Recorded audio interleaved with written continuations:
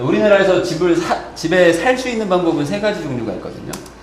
자가가 있고, 전세가 있고, 월세가 있어요. 내 집을 아예 사가지고 들어가는 사람, 남한테 빌려서 들어가는데 목돈 맡겨서 들어가는 사람, 그 다음에 매달 월세를 조금씩 내는 사람들이 있죠.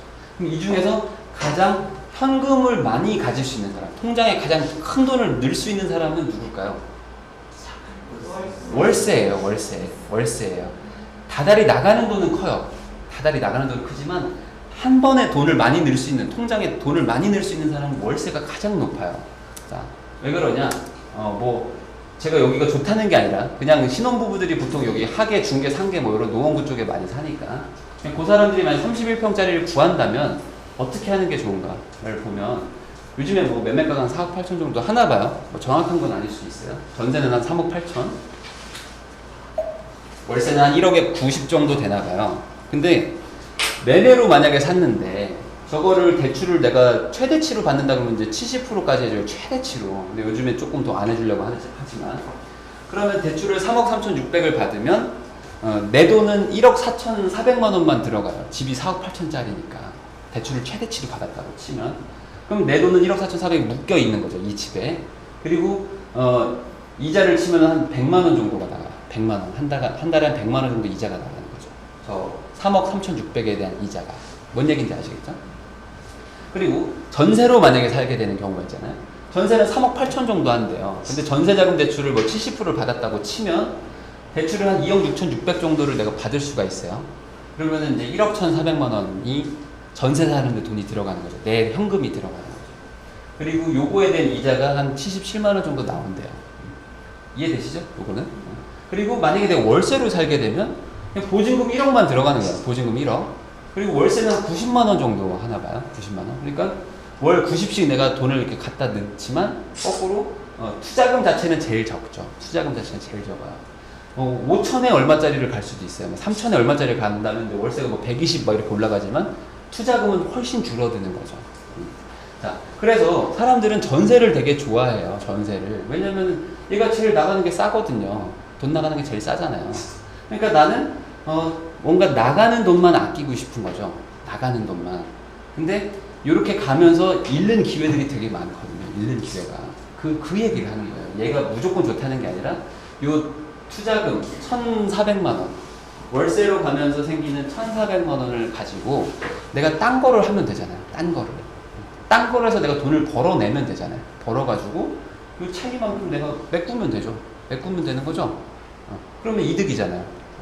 자, 월 13만 원 이상만 벌면 돼요. 월 13만 원 이상만 뭐 벌면 되죠. 그럼 월세가 유리한 거야.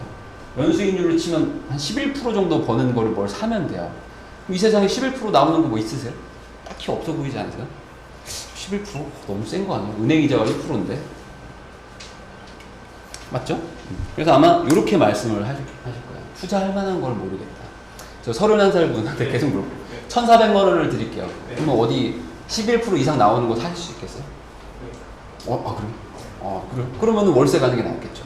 네, 하고 대출 받고 그렇죠. 보증금 내고 남은 맞아요. 그거예요. 그러니까 월세를 가고 그냥 월세를 막 내세요 이게 아니라 월세를 가고 그 투자금을 줄여가지고 그걸로 다른 거를 해야 돼요. 그래야지 뭔가 이익이 생기죠. 이익률이 높은 데다가 투자를 하면 되는 거예요. 근데 전세는 백날 살아봐야 나한테 돈이 하나도 안 생겨요. 집값 올라가도 어차피 다 집주인들이 가져가잖아요. 근데 나는 월세를 살면서 내 이름으로 된 어떤 걸 사면 거기서 올라가는 시세나 이런 거 다 내게 되잖아요. 뭔 얘기인지 아시겠죠? 그러니까 웬만하면 월세를 살아야 돼요. 웬만하면. 전세는 정말 안 살아야 돼요. 정 싫으시면은 집을 사세요. 차라리 사세요. 사는 게 나을 수 있어요.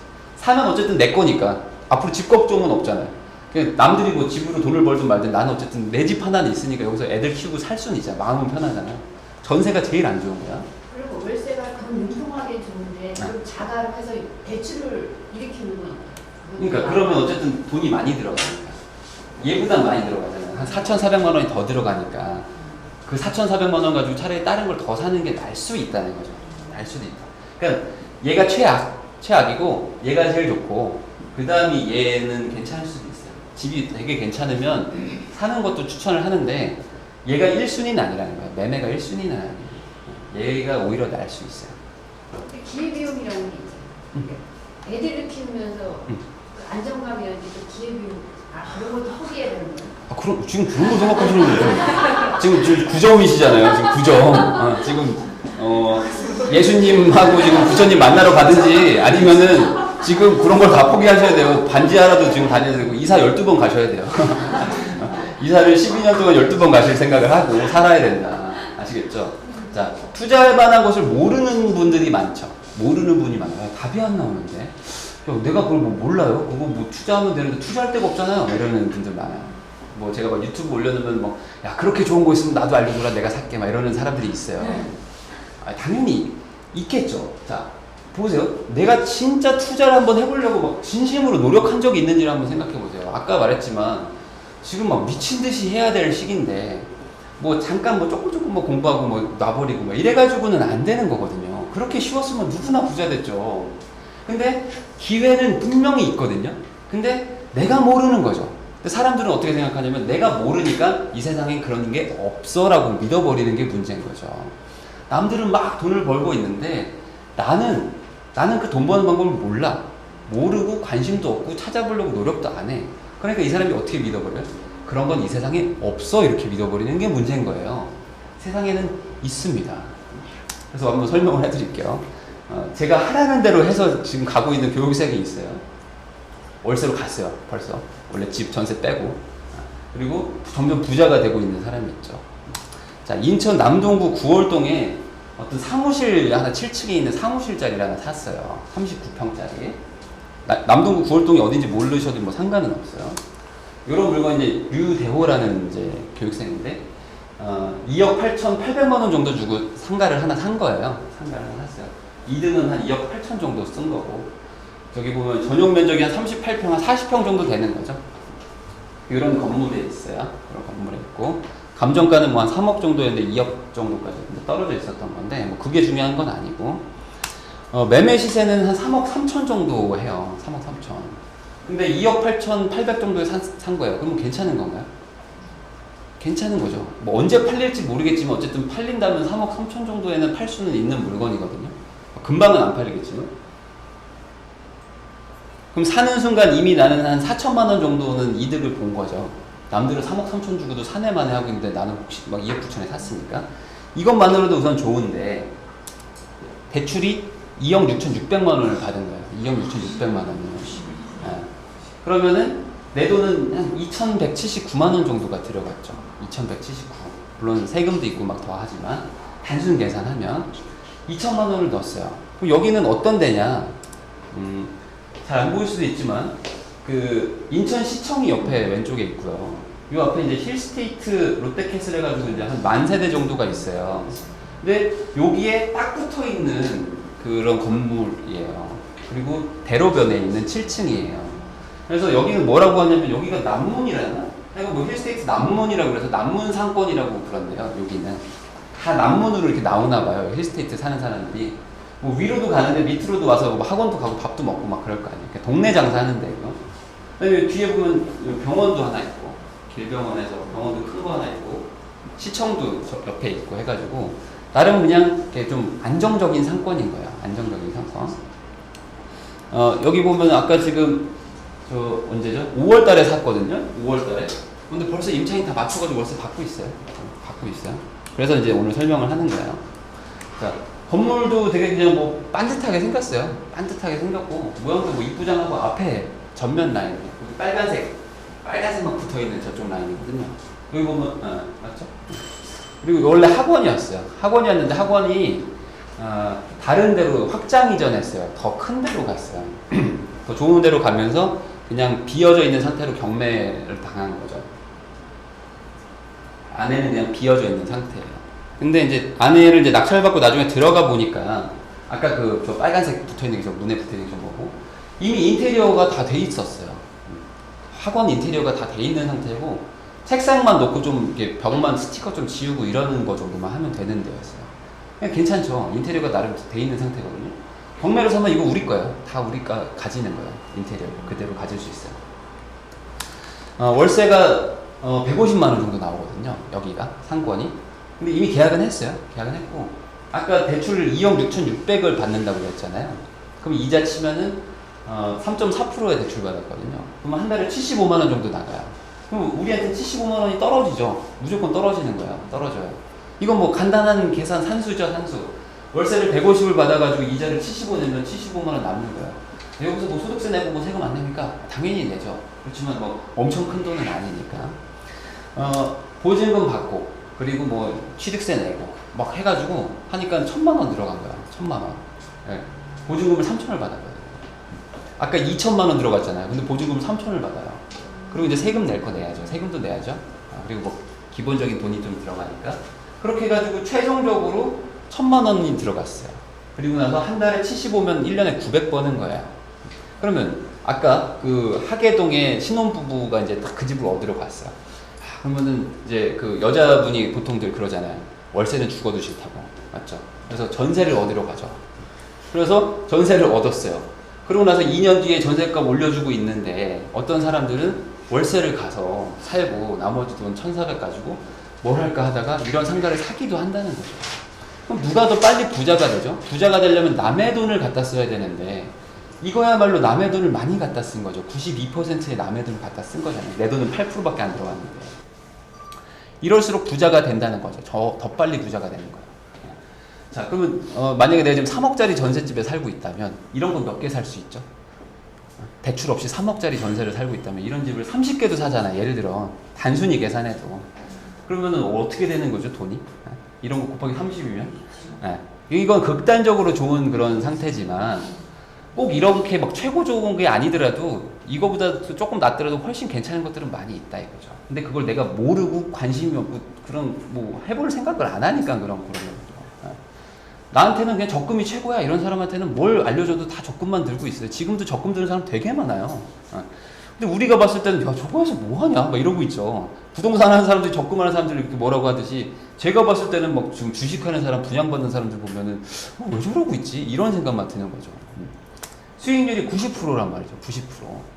1,000만 원 투자해서 1년에 900씩 나와요. 근데 더 충격적인 건 뭐냐면 내년에도 나올 거예요. 내년에도 90%가 나온다고. 또 내후년에도 나올 거 아니에요. 상가가 3년, 4년은 하잖아요. 그럼 또 공실 나면 어떡합니까? 막 이런 또 걱정을 해요. 그럼 공실 나면 이 동네 건물이 다 비어 있어야 될 거 아니야. 내 것도 공실 나려면 다 비어 있어야죠. 근데 다들 장사하고 있거든요. 그리고 여기 앞에 뭐 아파트가 갑자기 뭐 폭발해가지고 없어지는 것도 아니고. 동네 장사는 어쨌든 계속 가는 거잖아요. 뭐 더 잘 될 것도 없고 나쁠 것도 없고 그냥 쭉 가는 거죠. 그러니까 계속 나와요. 월세가 계속 나와. 좀 안 나오면 공실 날 것 같아도 조금 낮춰줘도 돼요. 1년에 900 안 벌고 800 벌면 뭐 안 되나요? 700 벌면 뭐 나빠요. 괜찮잖아요. 계속 가져가는 거죠. 자, 어떠세요? 이런 거 사고 싶으세요? 사고 싶으시죠? 안 사고 싶으신 분 있어요, 여기서 혹시? 안 사고 싶으신 분? 없죠? 혹시 불안해서 뭐 못 사겠다 이런 분은 없을 거 아니에요. 근데 사라고 줘도 못 사는 거예요, 이거를. 사세요 이러면은 살 수 있냐? 못 사요. 지금은 제가 다 끝났어요. 대출 다 받았어요. 라고 얘기하니까 다 이미 세팅 다 됐어요. 지금 1,000만 원 투자하면 900 나와요. 라고 하니까 사고 싶다 이런 생각이 들지 아무것도 없던 상태에서 입찰할래 말래 하면은 좀 막 걱정이 되는 거야. 이거 입찰 너무 비싸게 사는 것 같기도 하고 이게 될까요? 인천 저는 가본 적도 없는데 막 불안함이 막 터지는 거죠. 자, 1,000만 원 있는 사람이 2억 9천짜리를 산 거예요. 생각해보면 29배를 산 거죠. 대출이 잘 나왔다라고 좋아할 게 아니라 엄청난 큰 돈을 대출을 끼고 있는 거라고 생각해 보세요. 그러면 부담이 확 되실 거예요. 지금 만약에 1,000만 원밖에 없으신데 제가 한 3억짜리 사시죠. 어떠실 것 같아요? 일단 자금이 됩니다. 걱정하지 마세요. 사세요. 그래도 엄두가 안 나죠. 저 1,000만 원밖에 없는데 괜찮아요. 3억짜리 사세요. 30회짜리 사세요. 그러면은 만약 1억밖에 없는데 30억짜리 건물 사세요. 그러는 거예요. 예를 들어. 그러면 29억이 대출인 거예요. 예를 들어. 이러면 막 답이 안 나오죠. 그런 마음을 뚫고 사는 거거든요. 뚫고 사는 거예요. 92% 대출이면 엄청나게 큰 거고 월 75만 원씩 계속 이자가 나와요. 공실이어도 나와요. 공실이면 관리비도 막 나와요. 그런 불안함들을 뚫고 사는 거죠. 안 팔리면 어떡하지? 7층이거든요. 7층 팔릴까? 안 들어오면 어떡하지? 요즘 막 학원 장사 안 된다던데 다 망하면 어떡하지? 막 이런 걱정들이 막 몰려오는 거죠. 오늘 수업의 핵심은 이건 거예요. 결국에는 내 사고방식이 돈을 만들어내거든요. 그러니까 내가 생각을 못 바꾸면 절대 돈이 안 생겨요. 돈이 모이지도 않고 있는 돈들이 이상한 데 들어가 있어요. 계속 이상한 데 들어가서 남 좋은 일을 막 하고 있을 거예요. 그 보험회사들 돈 벌어다 주고 뭐 펀드 회사들 돈 벌어다 주고 막 그러고 있어요. 이상하게 내 거는 막 수익률이 마이너스인데 걔네들은 계속 수수료를 떼가. 예. 그런 게 되죠. 그래서 마인드를 바꿔서 돈을 만들어내도 돈 버는 건 또 다른 얘기인 거예요. 또 다른 얘기예요. 이렇게들 하면 돈을 법니다라고 말해줘도 결국에 자기가 스스로 이걸 결정하려면 또 이게 생각이 또 세야 돼요. 그래서 제가 맨날 이 마인드를 강조를 하는 거죠. 결국에는 사람 돈 버는 거는 이 생각에 달린 거거든요. 생각. 근데 생각이 안 바뀌면 너무 무섭고 두렵고 이렇지만 생각이 바뀌면 너무 쉬운 일이에요. 이거 되는 거 아니야? 하고 그냥 하면 되는 거죠. 그렇게 사는 사람들도 있다. 내가 모른다고 해서 그런 세상이 없는 건 아니라는 거죠. 자, 정리하겠습니다. 정리. 투자금 만들어내는 방법 정리를 하면 기본적으로 사람은 놀고 먹고 하고 싶은 거 하면서 사는 게 본능 같은 거예요. 본능. 그러니까 욜로족이고 뭐고 막 생기는 거죠. 그런데 문제는 자본주의는 돈이 있어야 되기 때문에 그러니까 돈이 없는 거, 그러니까 경제력을 해결하지 못하는 상태에서 놀고 먹으면은 이건 뭐 망하는 길로 가는 거고, 그래서 문제가 된다는 거죠. 이익은 투자금 곱하기 이익률이기 때문에 이익률도 높이셔야 되고 투자금도 높이셔야 되는데 둘 중에 높이기 쉬운 거는 투자금이 높이기 쉽다는 거죠. 그러니까 돈을 좀 악착같이 좀 모으자라고 생각을 하셔야 돼요. 진짜 악착같이가 아니라 이렇게 거지처럼 모으셔야 돼요. 거지처럼. 남한테 국어를 할 수 있다면 국어리라도 해서라도 돈을 모으세요. 그래야 부자가 빨리 돼요. 빨리 됩니다. 천천히 가고 싶으면 천천히 가실게요. 투자금을 키워서 높은 수익률에 투자한다가 핵심이에요. 높은 수익률이라는 건 분명히 있다. 그리고 부자는 가난한 것처럼 보인다. 가난한 것처럼 보이는 거지 가난하진 않습니다. 그러니까 너무 어떤 외관이나 어떤 남한테 보여줘야 되는 거에 신경 쓰지 마시고 이게 내실을 챙기셔야 돼요.